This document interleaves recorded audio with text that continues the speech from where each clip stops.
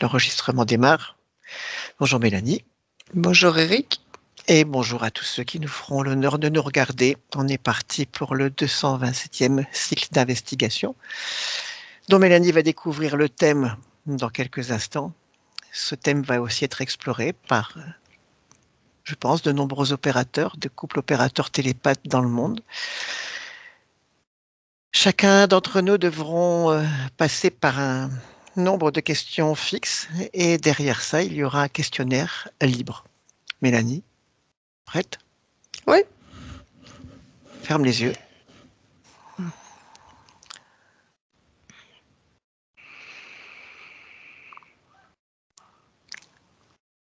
Et tu me dis quand tu es prête. On a déjà fait une petite induction avant de commencer. On peut y aller. Bien. Le thème abordé va être les maladies rares. Maladies rares.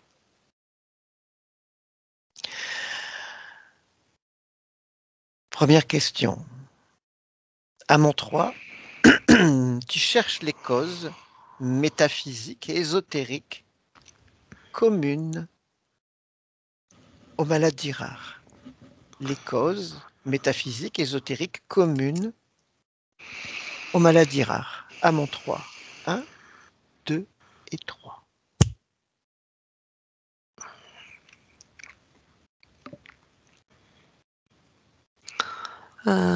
Je vois comme un tourbillon mais qui tourne à l'envers. Qui part du haut, qui est aspiré par le bas. Et qui rentre dans le sol.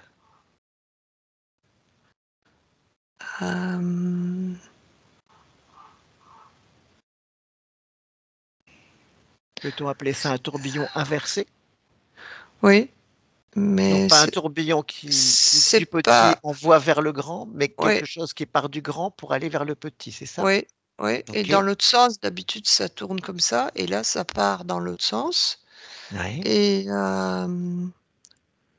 si je prends de la hauteur, en fait, ce qui est intéressant, c'est que quand ça tourne au-dessus de la mer, ça ne rentre pas dans l'eau, mais quand ça tourne au-dessus de la terre, ça rentre dans le sol.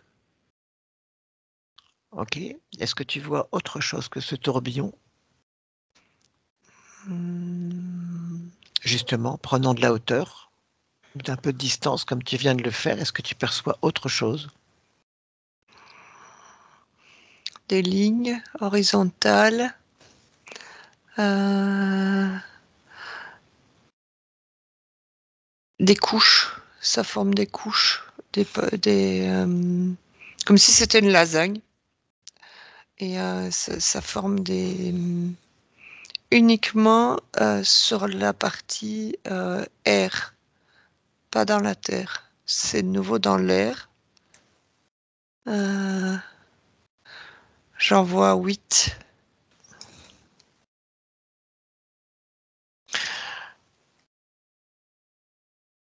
On va revenir au tourbillon. Mmh. Tu vas toucher ce tourbillon et en prendre l'information, s'il te plaît.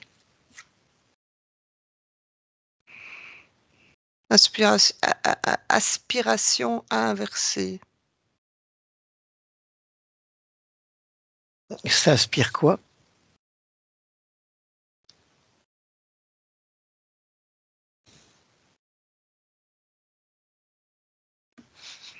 Infection. Heu, Infection, globules. Globule. Je vois du Oh. plasma. Ah, donc on est au niveau du sang, c'est ça? Ouais, ouais. Donc globule rouge, blanc.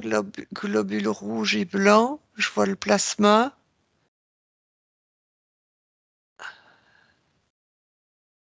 Je vois, du sucre. Je vois, Je vois même des morceaux de peau, comme s'il y avait des morceaux de peau qui étaient aspirés.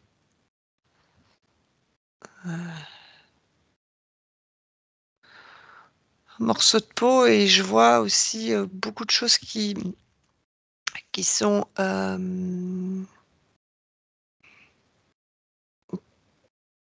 tout ce qui serait expectoré au niveau des bronches, comme ça, comme si c'était c'est bizarre que je vois comme une toux, comme des choses qui sortent par la bouche, mais c'est bizarre parce que ça n'aspire pas tout, ça n'aspire qu'une partie. Ok.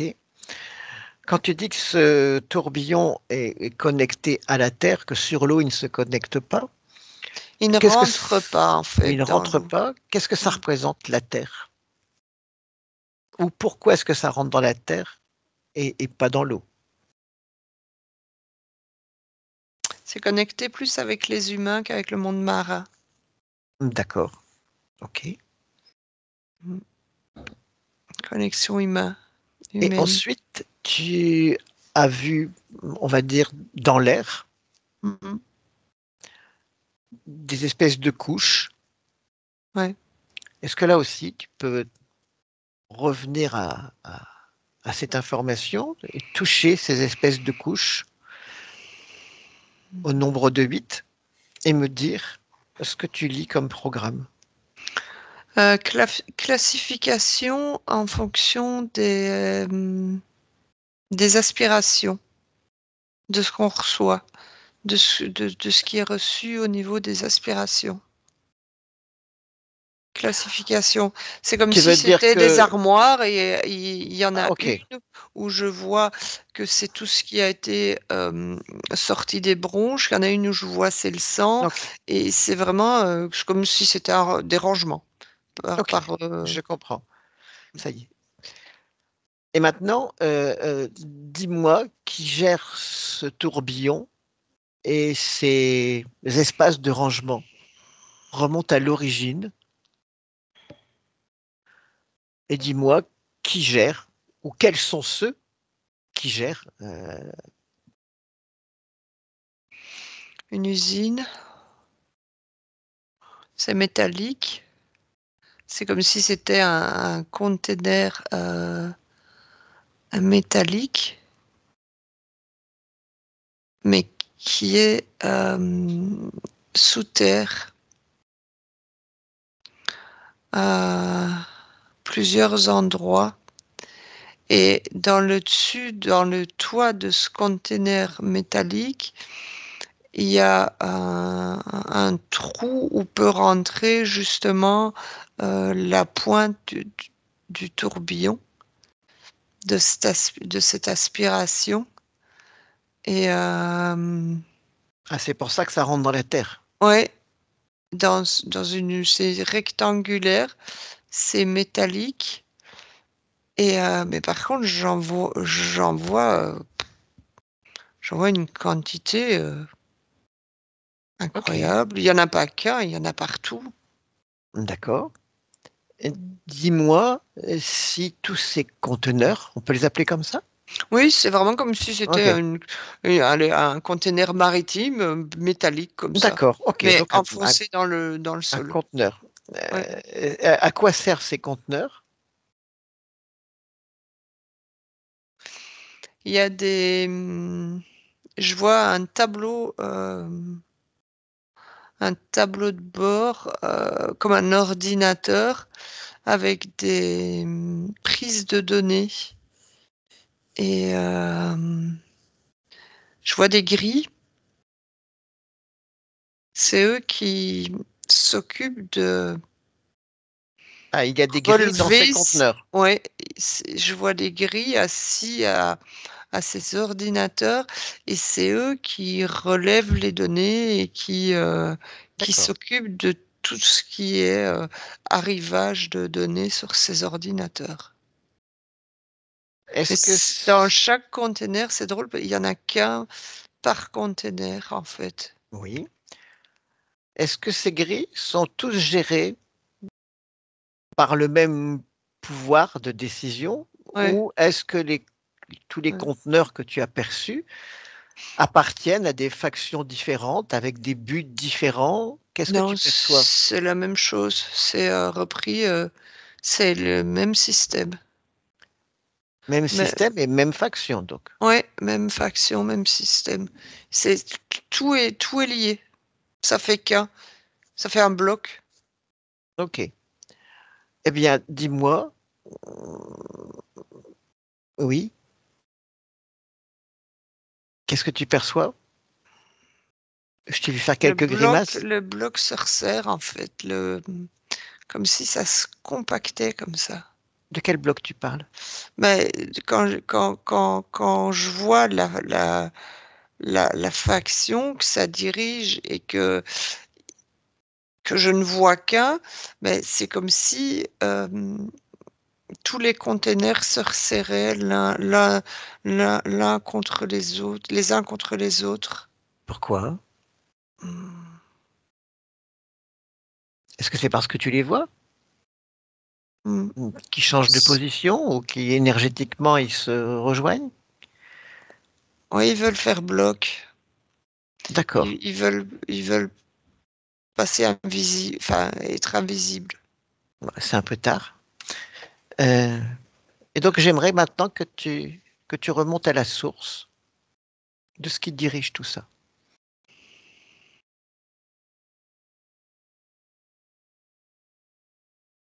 Et s'il y a plusieurs aspects à cette source, j'aimerais que tu me les décrives.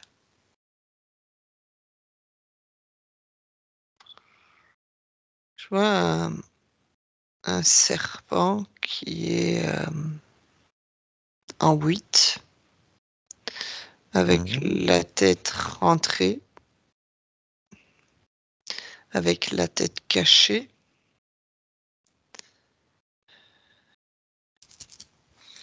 Il est assez gros, assez volumineux au niveau, diamètre. Ok, où on est là? Sur la terre. Je vois de Qu'est-ce la terre. qu'est-ce que représente ce serpent? Touche, prends l'information. Puissance. Oui, mais encore, c'est Heu, quoi son rôle? Est-ce que c'est juste un petit dérivatif pour nous amuser? Ou a-t-il un réel rôle euh, dans ce qu'on a commencé à découvrir? mmh, Touche-le, lis son programme, réduis-le à un programme. Est-ce que quand tu le rôle touches, de manipulation, est-ce que ça reste un serpent déjà quand tu le touches? plus petit, Oui. vraiment minuscule, très réduit. Rôle de manipulation d'information, Donc si je comprends bien, il est là pour troubler l'accès à ouais, l'information, c'est ça? rôle de manipulation d'information, ouais. Secret, Bien, bah vire-le, dégage-le. hop là, il est plus là. Il est parti. Et tout en te faisant discrète, d'ailleurs là maintenant, Mmh, je te demande de te faire discrète, tu connais le process, mmh, fais le nécessaire.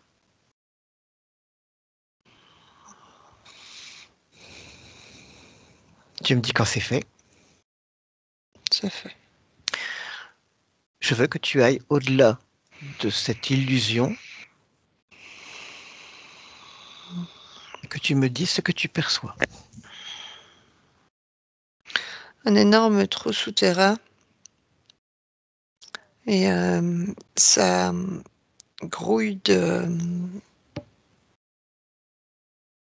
plein de choses. Ça passe de la fourmi à la souris, au rat. Il y a des vers de terre. Et c'est comme si ça faisait plein de petites galeries, plein de petites galeries Ok, qui se ressentent dans un trou. Et le trou, c'est comme si c'était un volcan très chaud avec au centre, c'est juste la tête du dragon. Je vois pas le corps, je vois juste la tête, mais dans ce trou volcan en éruption. ok. Donc, si je traduis ce que tu as dit, tu me dis si ma traduction euh, colle à ce que tu perçois, si je traduis bien ta vision, il semblerait qu'il y ait un draconis qui soit plus ou moins à la tête de ce qu'on vient d'explorer, Mmh. mais qu'à son service, à des niveaux différents et dans des dimensions différentes, il y ait différents types d'entités, dont des insectoïdes, puisque tu as parlé de fourmis, Ouais, et d'animaux rampants fourmis, ou vers de de rats. terre, rats, tout ce qui est, heu, je vois même des taupes, tout ce qui est, dans la terre et rampant, tout ce qui est petit Ok, rongeur qui fait des galeries, tout ça, c'est dans le sol. ok. Euh, on va essayer de décortiquer encore un petit peu plus. Tu vas toucher la fourmi, me dire si ça reste une fourmi, et voir à quoi cette fourmi est liée. Est-ce que c'est une conscience autonome ou est-ce qu'elle est dirigée, est-ce qu'elle est reliée à autre chose? Elle est reliée au gris dans les conteneurs. Ok. Tu vas toucher les rats et me dire à quoi si ça reste des rats quand tu les touches et si oui, à quoi sont-ils reliés? Qui les dirige? Le dragon. Tu vas toucher, on va dire, les vers. Mmh. Est-ce que ça reste des vers lorsque tu les touches? Ouais, ça bouge pas. Et dis-moi à quoi c'est relié Le dragon aussi. aussi. Ouais. Ok. Est-ce que tu vois d'autres types d'entités au service de ce système? Non, c'est uniquement que ce qui est dans la terre, tout ce que j'ai cité avant. Ok, Il y a rien d'autre. entendu. Bon, eh bien, je pense qu'on a fait le tour de la première question. Déconnecte-toi de ce groupe d'informations, respire.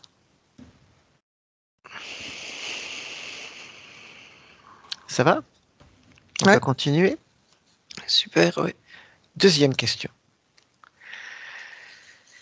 Quelles sont les causes et les facteurs qui contribuent au développement des maladies rares sur le plan physique? Quelles sont les causes et les facteurs qui contribuent au développement des maladies rares sur le plan physique? La question est très ouverte et j'imagine qu'il doit y avoir une quantité d'informations impressionnante. Alors, les causes sur le plan physique, c'est la fréquence, le taux vibratoire, euh, Ok, l'angoisse. ok, ça si elle a la fréquence. Ouais, Donc tout ce qui est l'angoisse revient, émotionnel, tout ce qui est émotionnel. oui. Hem,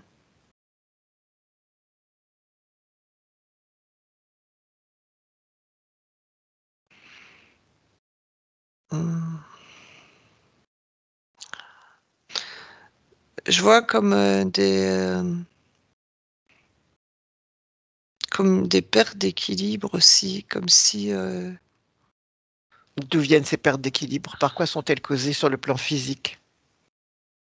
ouais, ces bêtes qui sont dans le sol, Oui. comme Là, s'il y on avait en est, des ouais, mais ça reste, ça part, ça reste. j'entends. on va rester uniquement sur le plan physique pour cette Mm. question. Et on a bien compris que ces êtres avaient une influence. Mm. Est-ce que tu vois d'autres causes physiques? Explorons tout. Euh, tout ce qu'un corps humain peut respirer, avaler, recevoir. Explorons tout. Respirer, Il y a injecter tout. il y a des choses dans Voir, l'alimentation. entendre. Oui. Je vois comme s'il y avait des points dans certains aliments qui ne sont pas bons. Comme si c'était, je vais dire ce que je vois, hein, comme Oui, si oui. c'était des éléments morts dans du vivant. Donc, dans la carotte, c'est comme s'il y avait une partie de la carotte, où on voit des points morts dans la carotte, dans ce légume vivant. Mais je vois ça aussi bien dans un légume que dans un morceau de viande. Ok. Est-ce que tu peux toucher Heu, un de ces points noirs et me lire l'information de ce point noir? Qu'est-ce que c'est? D'où ça vient? Manipulation et manipulation, très précise pour injecter justement, cette, partie morte, et c'est pas une partie morte, en fait, c'est comme cette partie morte va, transformer certaines choses dans le physique de l'humain, va faire un dysfonctionnement dans le physique de l'humain. Ok. C'est quoi ces choses, ces points noirs? Est-ce que tu arrives à aller plus loin dans l'information? Est-ce que c'est organique? Est-ce que c'est chimique? Est-ce que c'est informatique? Qu'est-ce que c'est?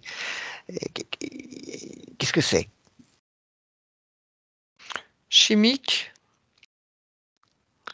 je vois, enfin, je ressens comme du soufre. Je vois également, du métal, comme si c'était des petits morceaux métalliques. Est-ce que si je dis Hem, métaux lourds, ouais, ouais, il y a des morceaux métalliques, c'est ça. ok, Vraiment des particules. oui. Hem, Ça va aussi, comme, j'ai le goût de l'eau de Javel, tout ce qui est, dans l'eau, eau de Javel, et même, jusqu'à, certains, heu, ça a un goût dégueulasse, désolée, médicaments, comme si, il y avait des restes, de médicaments au niveau de tout ce qui est eau. D'accord. Heu,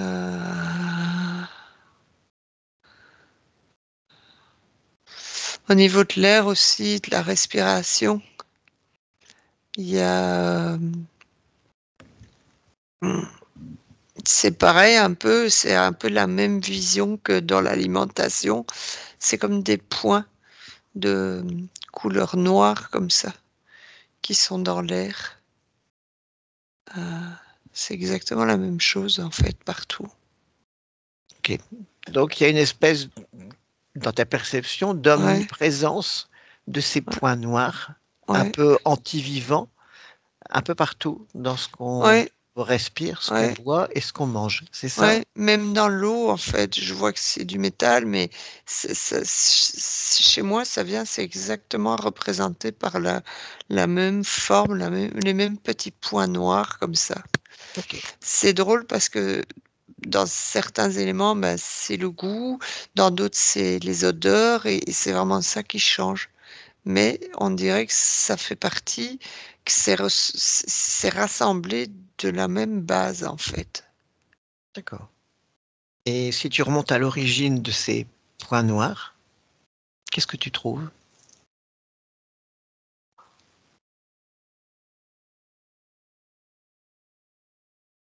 Des choses qui ont été produites par tout ce système de gris. Ok. Je repars de nouveau sur le gris au niveau informatique. C'est toutes choses qui ont été envoyées et dirigées Ok. de par le gris, mais c'est drôle parce que c'est comme si ça avait été diffusé via des humanoïdes pour passer incognito. Ça, si je vois leur Humanoïde, qu'est-ce que tu veux dire par humanoïde? Tu veux dire des êtres qui marchent sur Terre ouais, et ouais, qui ont l'apparence humaine, qui ont été placés sur Terre pour être des diffuseurs. ouais. D'accord. Mmh. Ok. Déconnecte-toi de ce groupe d'informations et on arrive à la troisième question. Respire. Comment perçois-tu la relation entre le corps, l'esprit et les émotions chez une personne atteinte de maladies rares? Que perçois-tu de la relation entre le corps, l'esprit et les émotions chez une personne atteinte de maladies rares? C'est scindé, c'est dans des cases différentes et il y a pas de lien. C'est pas relié. C'est comme si ça avait été coupé. Heu, Tu veux dire que les émotions, par exemple, Sont coupés du corps sont coupées du corps et de et de l'esprit, l'esprit et que toutes les vice versa. informations qui peuvent venir de Ouais, l'esprit ne touchent pas le corps, ouais, et que tout ce qui est du corps ouais. n'est pas en relation avec l'esprit et les émotions, c'est ça? Non, tout a été coupé, oui, tout a été scindé. Il y a p aucune relation. C'est 3 cases bien séparées. Sans connexion, aucune des 3 n'est connectée. Ok. Il y a pas de lien, il y a pas d'interaction et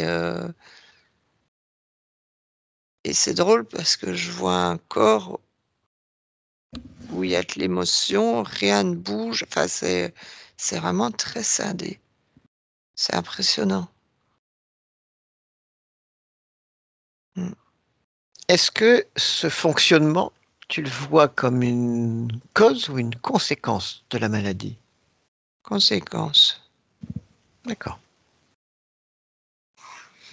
Déconnecte-toi de ce groupe d'informations. Respire. Quatrième question.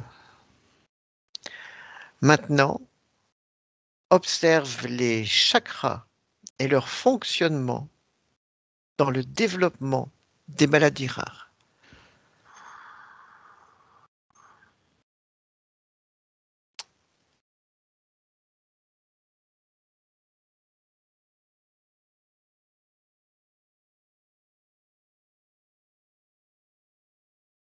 Dis-moi ce que tu perçois. C'est figé, c'est bloqué, ils sont pas en mouvement. C'est Alors, c'est comme si c'était des vis de blocage à ok, la place des chakras. je vais poser ma question autrement, ou être plus précis. Que perçois-tu du premier chakra, encore appelé le chakra racine? Mmh. Que perçois-tu de ce centre énergétique en prenant une moyenne de 100 personnes atteintes d'une maladie rare, une maladie qualifiée de rare, et dis-moi si, au niveau du premier chakra de ce groupe de personnes, tu vois un dénominateur commun.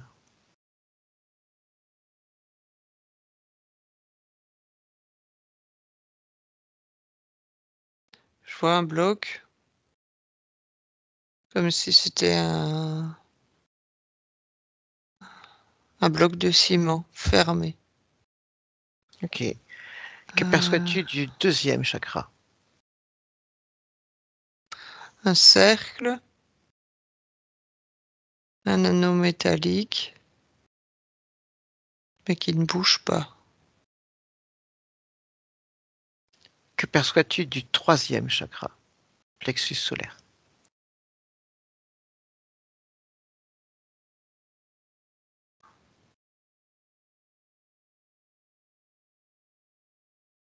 Un sac de plastique, comme si c'était un plastique qui bougeait à l'intérieur.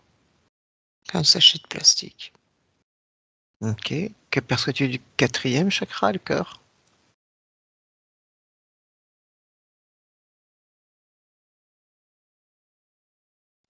Rien. Gorge? Une pointe enfoncée, assez longue et assez large. Troisième œil? Un trou avec un faisceau rouge qui traverse le trou. Il est aussi bien devant, derrière. Le faisceau passe à travers de toute la tête. Coronal?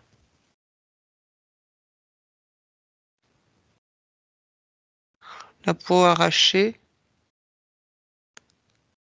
ça sointe, ça, c'est de l'infection, c'est purulent.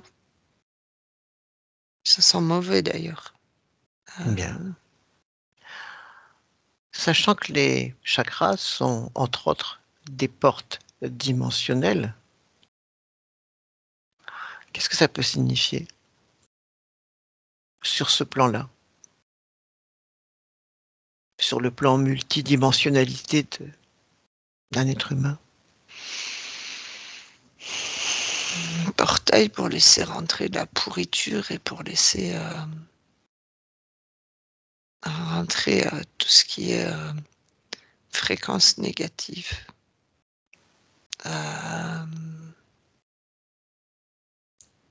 Laisser rentrer ou ne empêcher une circulation. Ok. C'est l'un ou l'autre. Ça dépend des cas. Déconnecte-toi de ce groupe d'informations, respire. Cinquième question. Existe-t-il des caractéristiques communes qui distinguent la partie subliminale chez les personnes atteintes de maladies rares? Existe-t-il des caractéristiques communes qui distinguent la partie subliminale chez les personnes atteintes de maladies rares?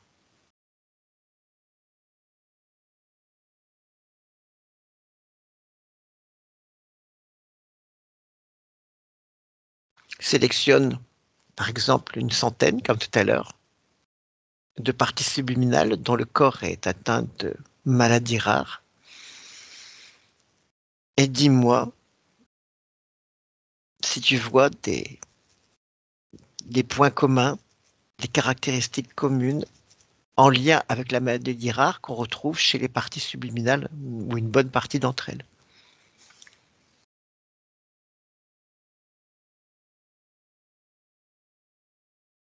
Je vois la partie subliminale qui est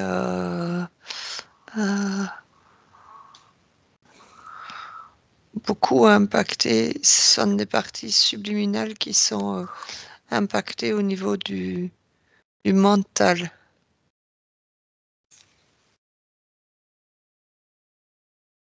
Ça passe par le Pourquoi? mental. Pourquoi?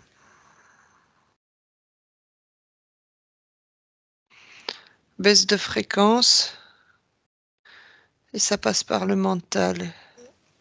D'abord, pour pouvoir aller, quand le mental est diminué, ça rentre plus facilement dans le physique. Et c'est tous comme ça, Là, on est sur du subliminal. ouais, Donc, si je traduis ce que tu viens de me dire, tu dis que le corps mental des parties subliminales semble affecté ouais, tous. et c'est ce qui permettrait un meilleur accès au corps physique. C'est-à-dire, une Ouais, fois que la partie subliminale et aurait tout le corps mental perturbé, mmh, ça ouais, faciliterait un accès au niveau du corps physique. au C'est bien niveau ça? du corps physique, ouais, Ok. dysfonctionnement du corps physique. Est-ce que tu perçois d'autres caractéristiques communes aux parties subliminales dans le corps physique vit une maladie rare?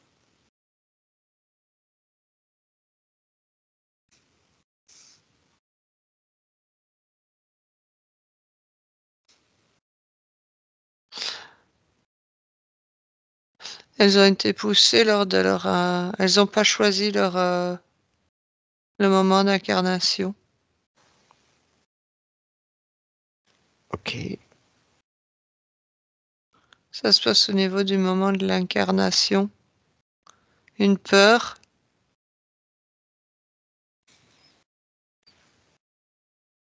une peur et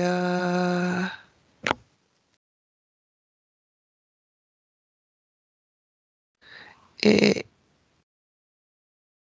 un blocage à ce niveau-là. Je les vois tous vraiment bloqués par cette peur. Ok, donc tu veux dire qu'elles ont été incarnées de force, Involontairement, oui. accompagnées par une fréquence de peur Ouais, qui provoque des limitations, des blocages et des choses de cet ordre. C'est ça? Je traduis bien? ouais, ouais. Et qu'ils arrivent déjà avec, comme je disais tout à l'heure, la partie du mental qui est déjà beaucoup plus Au niveau du subliminal, impacté. le Ouais, corps mental est impacté. le corps mental est impacté Ok. de par cette peur et ce non-choix. Et c'est toutes des non-choix.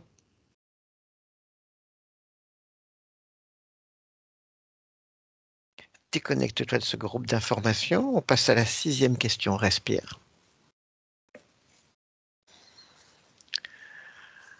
Une question un peu plus profonde. Existe-t-il un lien entre l'hybridation et le clonage extraterrestre, pardon, et les mutations génétiques dans le développement de maladies rares? Existe-t-il un lien entre l'hybridation et le clonage extraterrestre et les mutations génétiques dans le développement de maladies rares? C'est-à-dire, est-ce que les bricolages, Mmh. les hybridations et les clonages Mmh. produits par les extraterrestres, est-ce que tu vois un rapport avec des mutations Ouais, c'est génétiques? exactement, ils ont reproduit la même chose, je vois que tous ces extraterrestres, tout ce qui a été fait, heu, là-haut est reproduit ici. C'est exactement le même fonctionnement, exactement la même, manière de conception de système. Ils ont reproduit tout à fait, heu heu, tout un système est apparu grâce à ce système extraterrestre. C'est Ok. comme ça que c'est arrivé ici. Est-ce que tu peux développer un petit peu? Là, j'ai du mal à saisir ce que tu veux dire. Je vois que je vois une opération dans une soucoupe au niveau extraterrestre et je vois exactement la même chose qui est faite ici sur terre. C'est, un hôpital mais tout n'est pas humain. Tu veux dire que dans Dans des... l'hôpital, il y a dans le groupe Il y a autre chose que des êtres autre humains. chose qu'il y a un humanoïde qui s'est mis pour pouvoir reproduire exactement les mêmes choses que les clonages sur le monde extraterrestre. Ils reproduisent la même chose. Ça a été étudié sur le monde extraterrestre pour arriver sur le monde ici. Ok. Et quel est le rapport avec les maladies rares?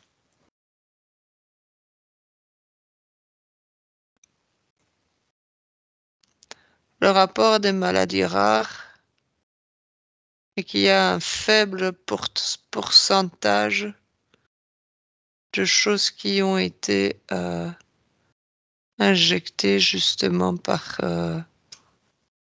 ce clonage des extraterrestres. Ça provient de là-bas,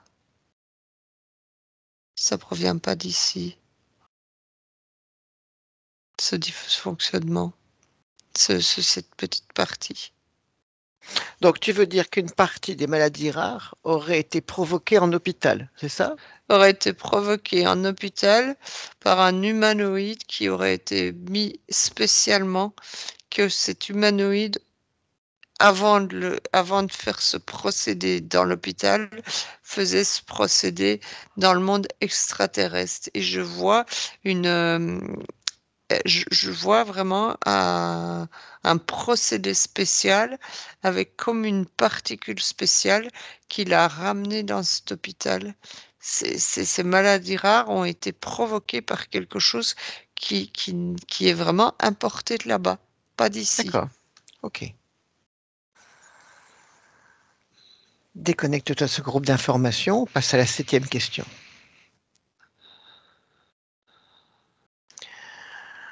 Alors, je pense que tu as déjà partiellement répondu, mais je pose quand même la question. Existe-t-il un lien entre les maladies rares et les techniques de manipulation mentale?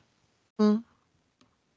Oui, Et oui, ben, c'est le point premier, c'est c'est la base. ce que tu as déjà Mmh, détecté, évoqué tout à l'heure. c'est la base. Ok. Bon, alors on passe à la 8e question. Existe-t-il un lien entre les sujets humains, bien sûr, définis comme portails vivants, et les maladies rares?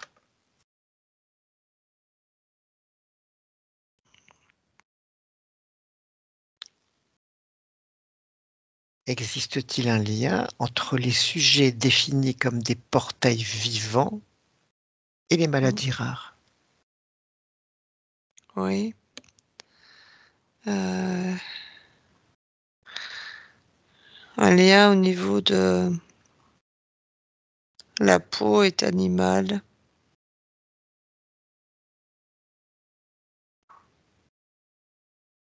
Oui, donc, euh, et c'est comme s'il y avait des morceaux de peau morte qui étaient mangés. euh, je vois des morceaux de peau morte tomber, mangés par des bestioles sur le sol. à quel niveau vois-tu ça? Au niveau subliminal ou au niveau physique? Au niveau physique, au niveau de ce qui se passe. Ok. Euh,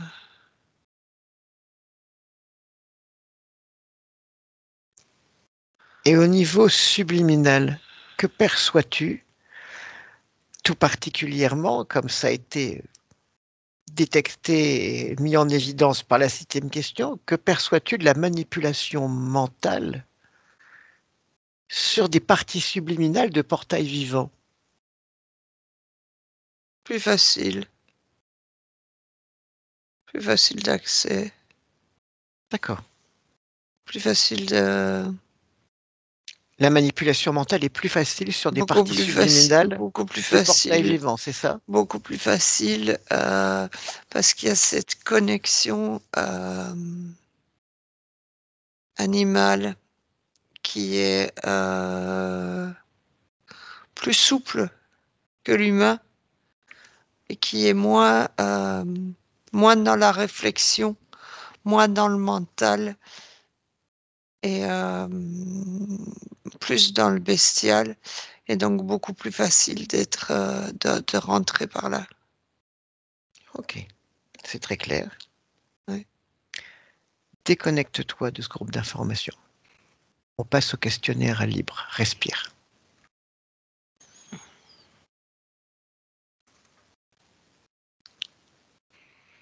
Ma première question dans le questionnaire libre va être la suivante. Est-ce que avant 2020, tu perçois s'il y avait, pardon, une augmentation ou une stabilité dans le pourcentage de maladies rares et plus précisément des maladies auto-immunes? Est-ce que tu perçois avant 2020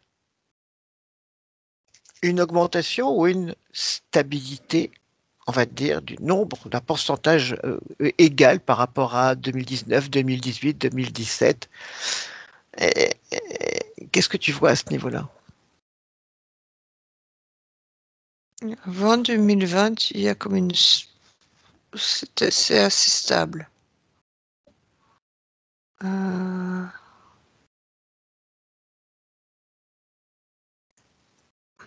Mais après ça monte en flèche. Après, les questions vont arriver.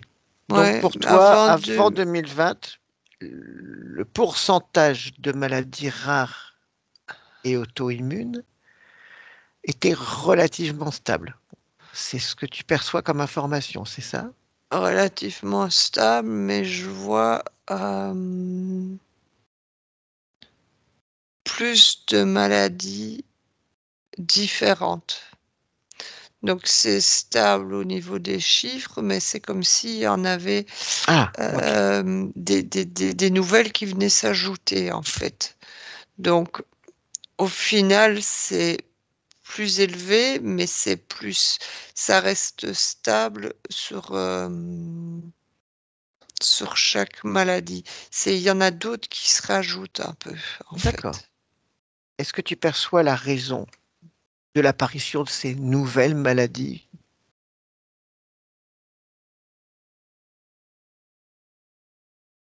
Je vois des nouvelles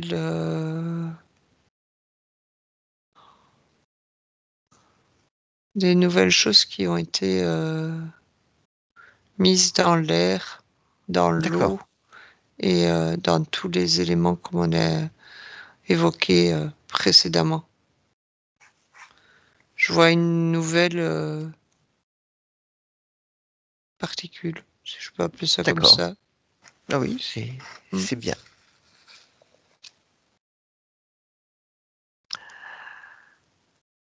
Deuxième question de mon protocole libre. Est-ce qu'à partir de 2020 et jusqu'à aujourd'hui, tu perçois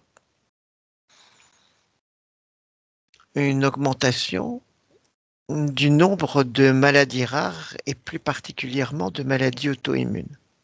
Ouais. Mm. Ok. Ouais.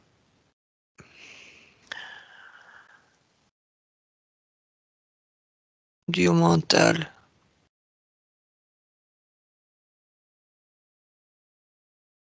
Dû au mental, c'est-à-dire?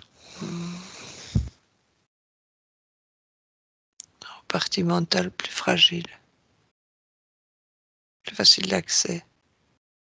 Tu veux dire que l'épisode qu'on a connu en 2020 et après Mm. a fragilisé le Ouais, mental? ouais, plus facile d'accès. D'accord. Est-ce que les injections de masse qui ont été pratiquées sur la population ont pu participer à l'augmentation de ce pourcentage de maladies. Ouais, très fortement. OK. Donc c'est une combinaison, si je comprends bien, Peur du mental. des points noirs que tu perçois dans tout ce qu'on peut ingérer à tout niveau, les injections et l'action sur le mental. Ouais, les 3 jours. OK.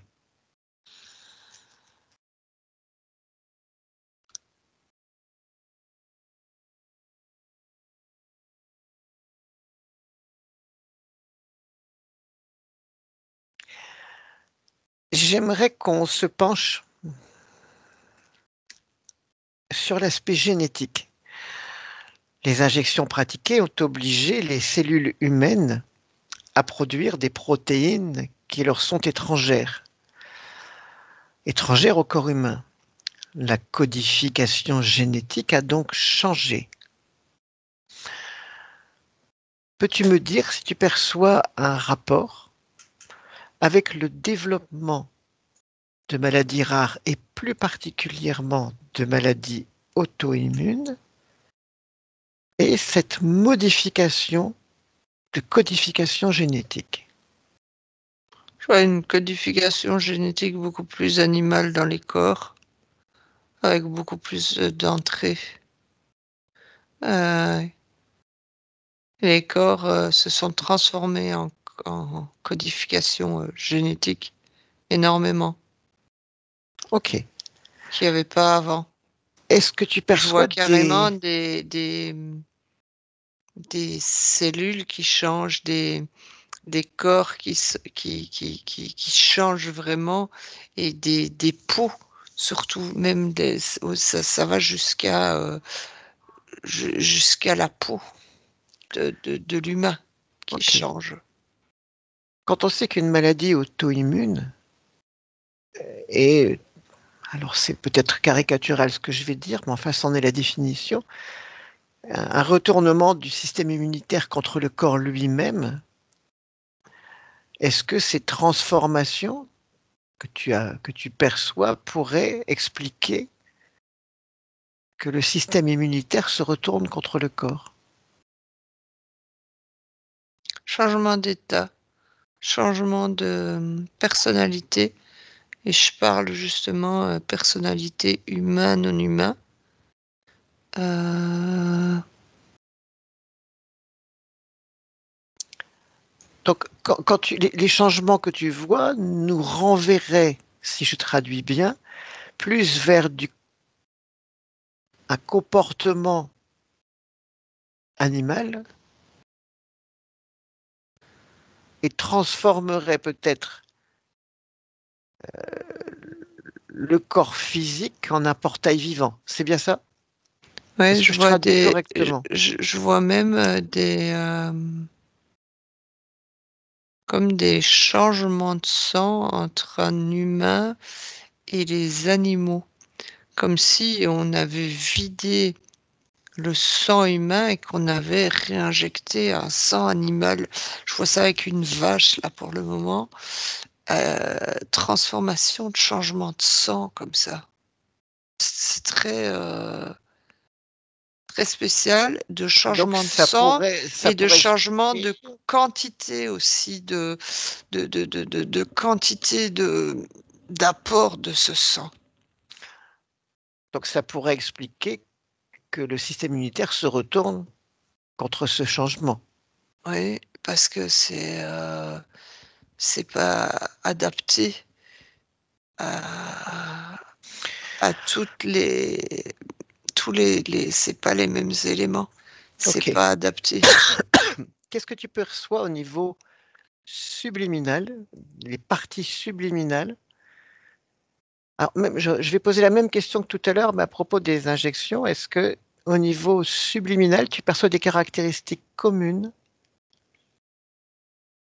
pour les parties subliminales dont les corps ont été injectés? Injecté de sang ou injecté, Injectés de l'injection dont ah, heu, anti-coco. Ils sont... Est-ce que tu vois des caractéristiques communes aux parties subliminales? Oui, beaucoup plus...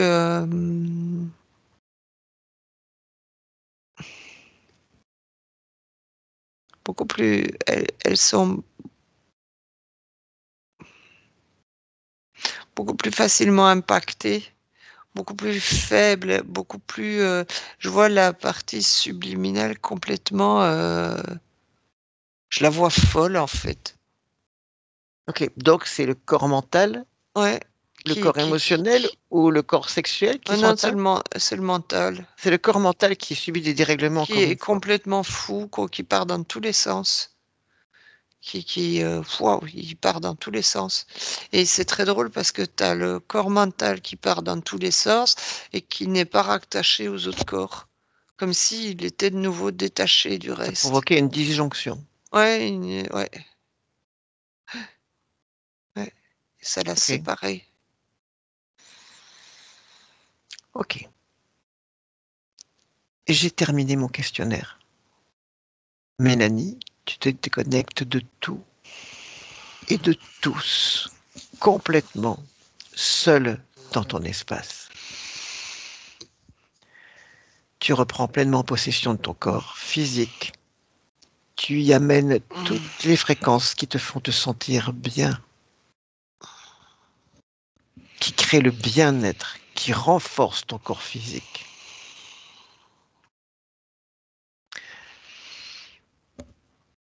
Et lorsque tu es prête, tu ouvres les yeux. Bienvenue sur Terre. Merci. Au revoir à tout le monde. Au revoir tout le monde. Au revoir Eric. Au revoir.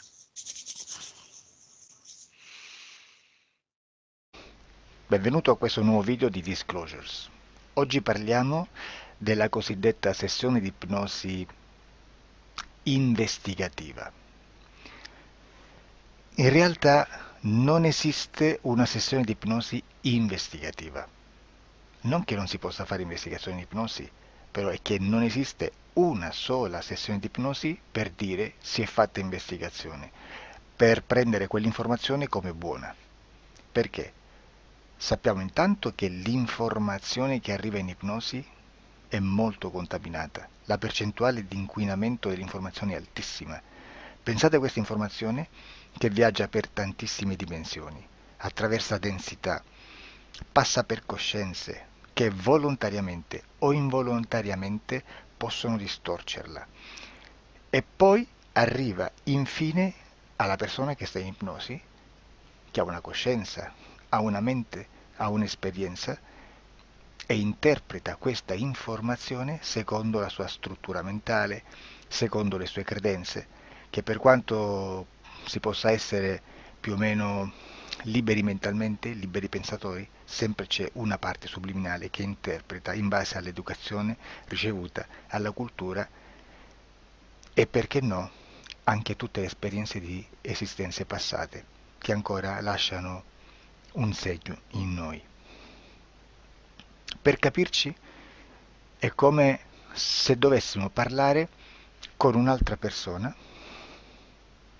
immersi nell'acqua, a qualche metro di distanza, cercando di utilizzare un mezzo, che è quello della corda vocale, che è fatto per produrre suoni da trasmettere nell'aria. Noi stiamo utilizzando questo strumento per far passare un'onda sonora nell'acqua o in un liquido. Chiaramente il suono viene completamente distorto, sempre ammesso che sia per il nostro corpo facile e non difficoltoso poterlo fare senza avere dei problemi come ingurgitare acqua o eccetera. Ma non solo. Supponiamo che per questo tipo di comunicazione utilizziamo anche due lingue diverse, per esempio un italiano e un russo o un giapponese. Per quanto possiamo anche interpretare il labiale, non possiamo capire quello che ci sta dicendo perché la lingua è diversa. La lingua, diciamo, da dove parte l'informazione a dove arriva è completamente diversa, il codice, il linguaggio è diverso. ma possiamo anche cercare di capirci attraverso i gesti, attraverso le espressioni facciali. Per quanto sia ipoteticamente facile poterlo fare sott'acqua, però non dobbiamo dimenticare che l'acqua non è l'aria e può distorcere l'immagine, ma non solo. Dobbiamo anche pensare che l'altra persona, che parla un'altra lingua, che viene da un'altra cultura, potrebbe interpretare i segnali che noi interpretiamo come X in Y. Per noi un sì è abbassare la testa dall'alto verso il basso, per esempio, sì, e il no da sinistra verso destra, no. In alcuni paesi orientali, come le Filippine credo o qualcun altro, utilizzano esattamente gli stessi segni, ma al contrario. No, sì. Immaginate due persone di queste due culture che stanno cercando di comunicare in maniera così difficoltosa e alla fine non gli rimane altro che interpretare il linguaggio corporale. Sì, che per l'altro invece no. Cosa voglio dire con questo esempio estremo? Che l'informazione da dove parte a dove arriva viene completamente deformata. Non sappiamo esattamente quale percentuale perché ogni situazione è a sé stante, però la percentuale di inquinamento, di distorsione, di contaminazione di questa informazione è assolutamente alto. Quindi fare una sessione investigativa, mettere una persona in ipnosi e chiedere di Tizio Caio Sempronio di una situazione o chiedere certi dati è assolutamente controproducente, è assolutamente inutile. Quindi vi chiederete cosa fate allora voi quando fate ipnosi, quando fate delle domande, quando cercate delle risposte e con queste informazioni che vi arrivano lavorate sulla situazione esoterica del cliente. Beh, non facciamo altro che recuperare questa informazione solamente per arrivare al problema del cliente e poi lavorarci. Quindi il valore dell'informazione non è quello di un'istruzione, quello di memorizzare dei dati e di prenderli per buoni, ma è un veicolo di movimento, di trasporto verso la causa del problema per poi lavorarci. Quindi lo scopo di questo tipo di informazione che si prende dalla singola sessione è completamente un altro. Come si fa quindi? Investigazione in ipnosi. Il lavoro non è semplice, il lavoro è lungo, difficoltoso, stancante. È necessario farlo anche in squadra perché bisogna moltiplicare il numero di sessioni da fare e una sola persona potrebbe farlo soltanto in un tempo estremamente largo. Noi abbiamo delle informazioni che prendiamo ormai per buone, ci lavoriamo, danno dei risultati e quindi per noi sono buone. E come abbiamo fatto ad avere queste informazioni? Per esempio, come facciamo a sapere che un extraterrestre chiamato il cosiddetto grigio è più o meno alto X, poi ci sono magari quelli anche un po' più alti, ma hanno un corpo strano, hanno una pelle grigio-verde, hanno degli occhi grandi a mandorla, neri, senza una pupilla visibile, non hanno quasi bocca, né naso, né orecchie, hanno soltanto delle fessure, non hanno organi genitali, hanno degli arti molto più lunghi rispetto alla proporzione che potrebbe avere il corpo umano e di solito hanno meno dita delle 5 del corpo umano, eccetera, eccetera, eccetera. O se prendiamo un altro tipo di essere che possiamo incontrare in ipnosi, come facciamo a dire che hanno delle somiglianze con i rettili, gli animali rettili terrestri o gli animali, gli invertebrati, gli insetti terrestri? Perché? Perché siamo sicuri di questa informazione e ci lavoriamo e quando ci arriva la prendiamo già per buona, nonostante sia anch'essa contaminata. Perché queste informazioni sono arrivate da tantissime sessioni, fatte da tantissime persone, con tantissime altre persone sotto ipnosi e che nel contesto di tutto il lavoro gli uni non sapevano degli altri. Questo dato può essere più o meno rilevante, sempre c'è contaminazione e quindi possiamo prendere per buono anche un gruppo di lavoro dove l'uno possa sapere dell'altro. ci potrebbe essere una contaminazione del contesto di quel gruppo di lavoro, ma si aggiunge semplicemente una piccola percentuale di questa contaminazione a già la grande che esiste. Non è così impossibile lavorarci. Da tutte queste sessioni, da questo grande numero di sessioni, migliaia, diciamo migliaia, noi prendiamo solamente quell'informazione che è uguale a tutte, che è in comune a tutte, o a quasi, perché magari qualcuna ci potrebbe essere niente in comune per una fortissima contaminazione, perché no? Ma dobbiamo prendere una stragrande maggioranza, proporzionalmente abnorme rispetto a quello che potrebbe essere un minimo di scartabile,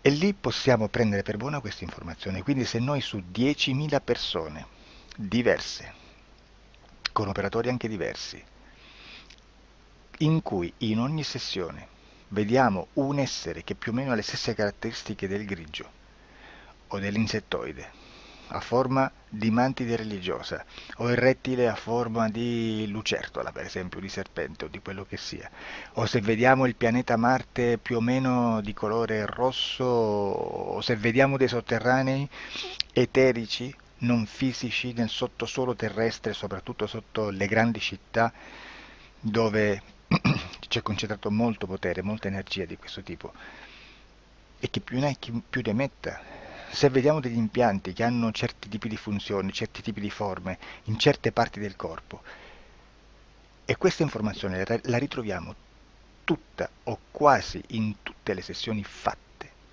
eseguite, realizzate da tanti anni a questa parte, significa che quella è una informazione affidabile.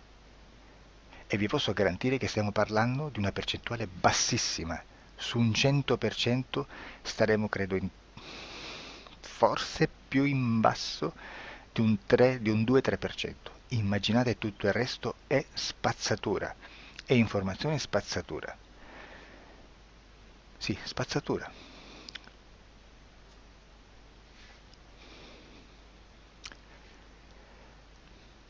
C'è anche un'altra cosa da dire.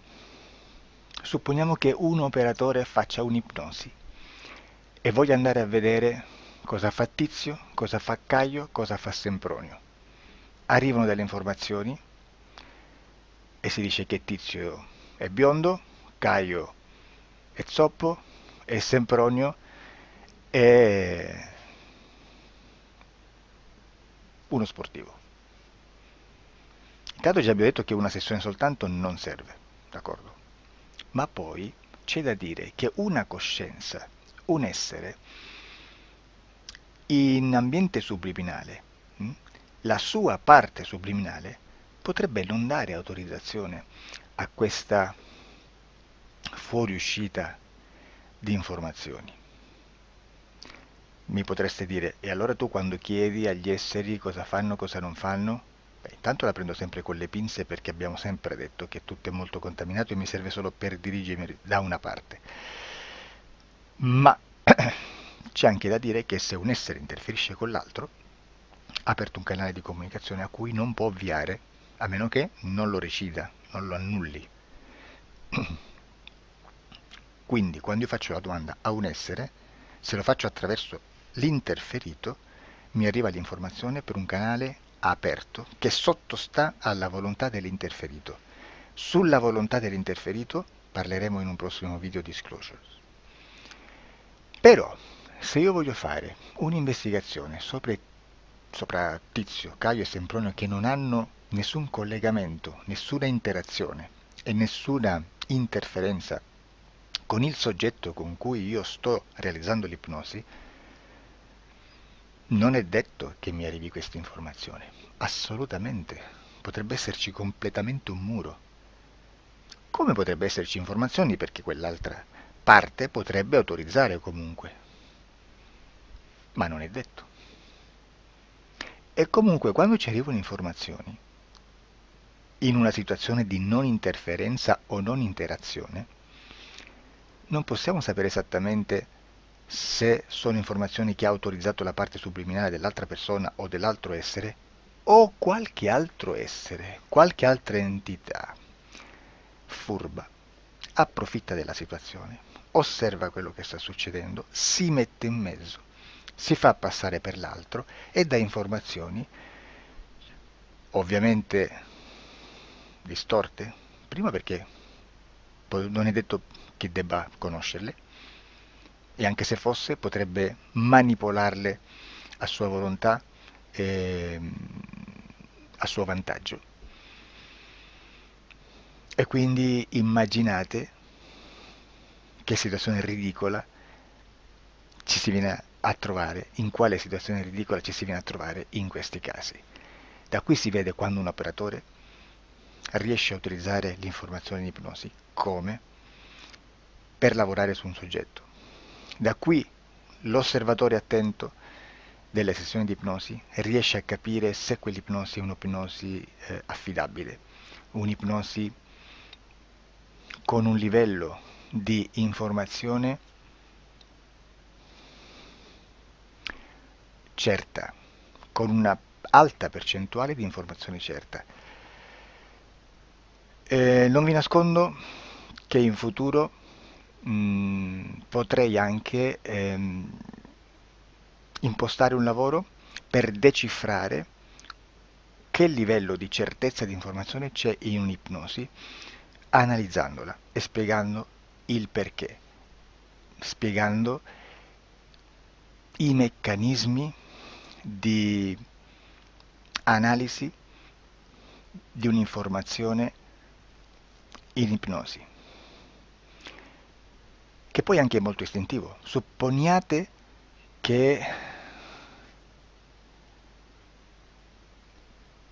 che dobbiamo cercare un'informazione su internet, per esempio un fatto di cronaca. Voi preferite mettervi su un sito ufficiale? A caso. L'ANSA in Italia, ADN Kronos, qualche telegiornale che per quanto possano manipolare l'informazione ad alti livelli, comunque possiamo dare affidabile la fonte dell'informazione che viene trasmessa. Non possono trasmettere una bufala sicuramente. Verrà sicuramente manipolata ad altri livelli. Ne parleremo in altri video, ma a livello base la fonte è certa. Sicuramente non andrete a cercare questa informazione sul primo sito, il primo blog che vi passa davanti e magari c'ha 4 followers. Perché? Perché non vi dà nessuna garanzia della certezza della fonte. Non c'è un controllo né nella struttura interna di questa agenzia di informazione e né dal grande pubblico, che per la quantità di persone che attingono quell'informazione si può dedurre se l'informazione è certa o meno, perché è un'informazione che passa in un pubblico così vasto che se ci dovesse essere una distorsione con la realtà è molto probabile che venga fuori. Credo che abbia detto quasi tutto sulle sessioni investigative. Prima di chiudere aggiungo che proprio per questo stiamo conducendo dei cicli di investigazione in ipnosi regressiva che comprendono tante sessioni con persone diverse, con una buona o eccellente suscettibilità ipnotica sicuramente, per poter indagare su spazi ristretti su alcuni temi. Perché dico spazi ristretti? Perché se andiamo a prendere eventi grandi nel tempo, nello spazio, storici, parlare di qualcosa di molto generico implica una quantità di sessioni abnorme. Immaginate se dovessimo fare una sessione investigativa sui buchi neri, quanta informazione ci sarebbe e quante informazioni da filtrare. Sarebbe quasi impossibile farlo in questa maniera. Ma se noi riduciamo lo spazio di investigazione, se noi prendiamo per esempio, investighiamo sulla pedofilia nella Chiesa Cattolica. Ecco, se già restringiamo il campo d'azione, è molto più facile che possiamo attingere informazioni affidabili, presuntamente affidabili, con un numero di sessioni sicuramente alte, ma ridotte rispetto ad altri tipi di sessioni molto più generiche, su temi molto più generici.